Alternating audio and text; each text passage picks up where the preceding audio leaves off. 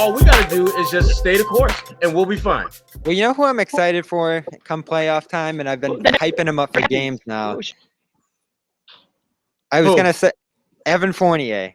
Evan Fournier has been one of the best players in the NBA, period, over the last 4, 5, 6 games. Ever since he was talking about his COVID conditions there. Bobby. You have to empower this guy to be a leader on this offense. We talk about facilitators, 8 assists here, 30 points in this game. Only reason that the Celtics were even in this game was Evan Fournier. And you guys just keep dismissing him. You don't even want to talk about him. You're underrating the trade. He's a perfect fit with this team. You have to pay this guy whatever he wants this offseason. Bobby, here's my thing with Fournier. Whatever he wants? Your points are good. But yes. Bobby, the thing about Fournier, since he's been a Celtic, he's either been the guy that you're talking about, really, really good, or a complete dumpster fire. There's no. But there's been more good than bad. Game. He's at the one opposite end of the spectrum every game. Really great or really trash, and that I don't like that about him. I like the Fournier we saw tonight, and the one that we've seen the last 4 or 5 game, Bobbies. I like that guy, but he needs to keep it going for me to feel confident and comfortable that he's a potential solution down the road. Because even before the COVID stuff was he was diagnosed with that. He's had some pretty trashy games. And it wasn't just because he didn't know the players. He was missing shots that a guy like him should not be missing. Had nothing to do with play calls, had nothing to do with comfort level, just missing shots. I want to see him keep this up. I would like to see him in the playoffs. I would like to see him do well in the playoffs.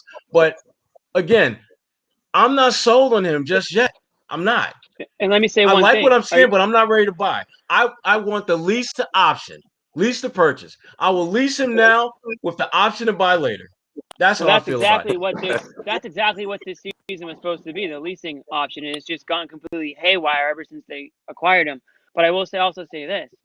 You want to pay – would you rather pay Fournier whatever he wants, in Bobby's words, or – you say, you know what, this Neesmith kid is really coming in his own here, and we have him under control for the next 3 years at a fraction of that, whatever that price is, $20 million a year, whatever Fournier is going to cost.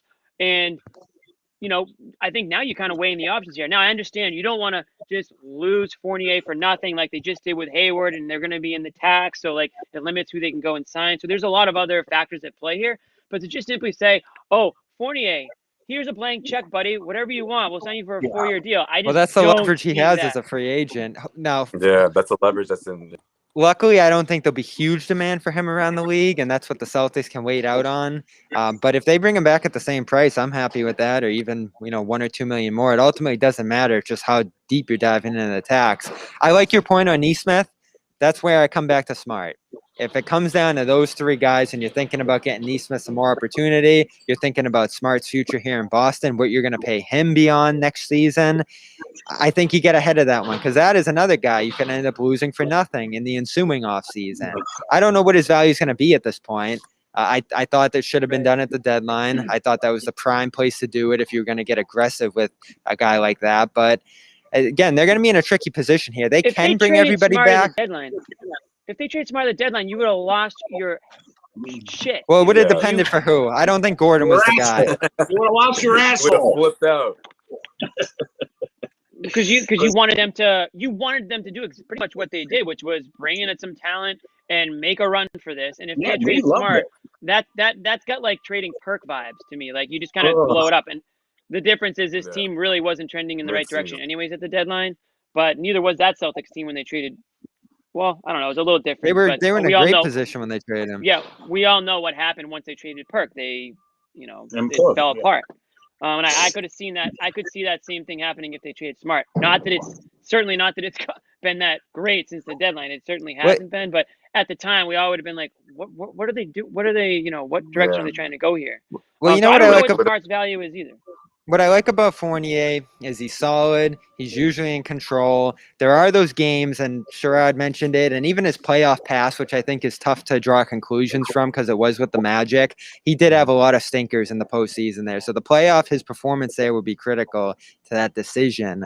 I just think he almost fills a Hayward role with this team, and it's so critical to them. 8 assists. Not even handling the ball as a primary ball handler guy is extremely impressive to me. And the Celtics had a pretty good assist night tonight. Their offense was doing everything it needed to do, largely because of him. Yeah, I mean, Fournier had a good game, and he's had a nice run of late. You look at his last 4 games, he's averaging high teens, low 20s, scoring the ball, spraying the ball around, making sure guys are getting the ball, and that's great. But to your point, Bobby, and you know this, and we all know this, the playoffs, completely different animal. And when he's had the opportunity in the past, he hasn't performed well. He hasn't had a lot of opportunities. I get that. And unfortunately, it looks like he's not going to get a lot of opportunities this year either, the way the Celtics are trending. It's true. But Fournier, a good player, but I'm not sold on him because, again, I'm looking at his whole body of work since he's been a Celtic. I'm looking at pre-COVID, post-COVID, and where he's at now, and he's trending in the right direction. Absolutely no ifs, ands, or buts about it. But we all know that even though he's playing better, how much is he impacting winning? How is he making the plays?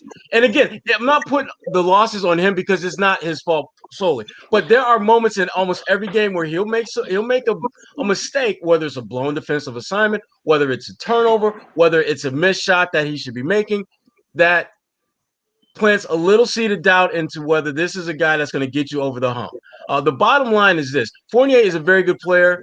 But am I ready to anoint him as the Gordon Hayward of this team, the guy that can get him over the hump? No.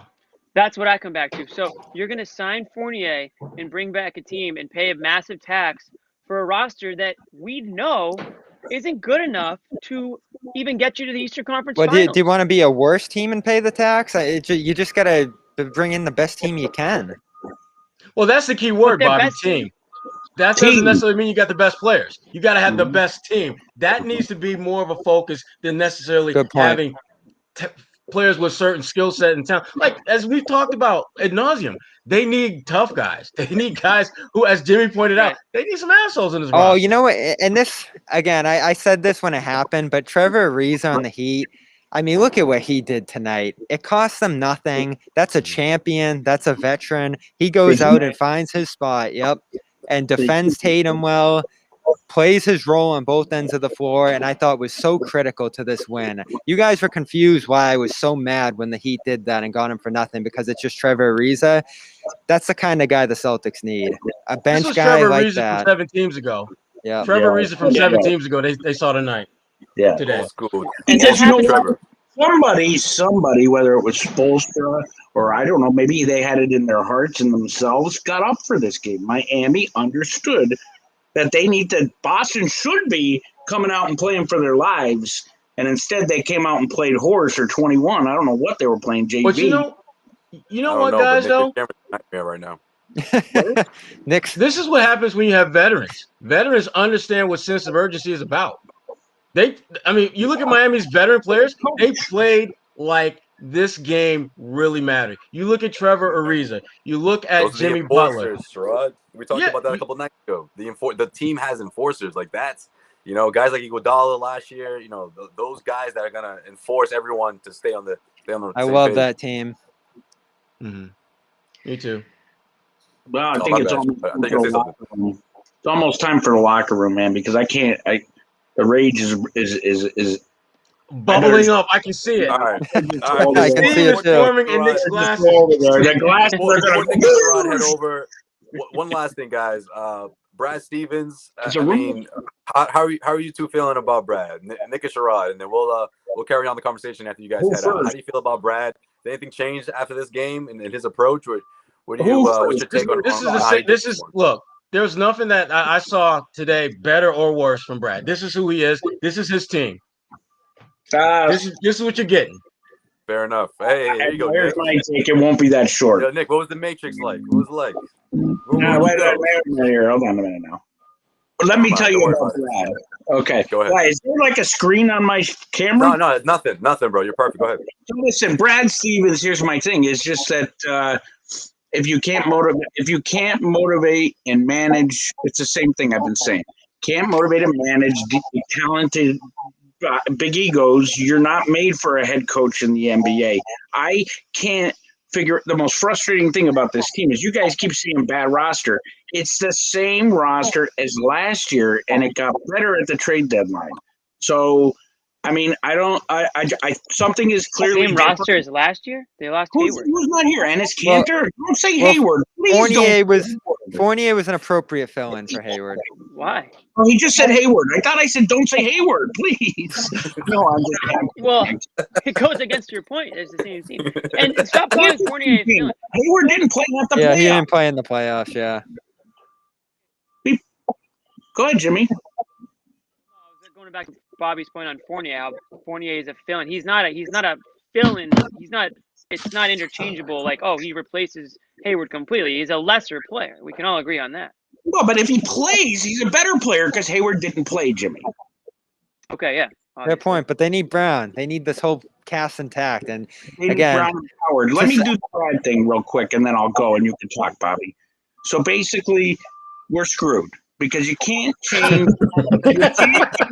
people's mentality. I keep saying culture and getting made fun of, but you know what? I should get made fun of because they don't. In conclusion, we're screwed. Yeah, we're screwed. Like, Brad has job security. Danny and Wick are behind him. I don't think there's a great candidate to replace him. Tatum is too cool for school. Something's got to go there. Brown needs to be empowered.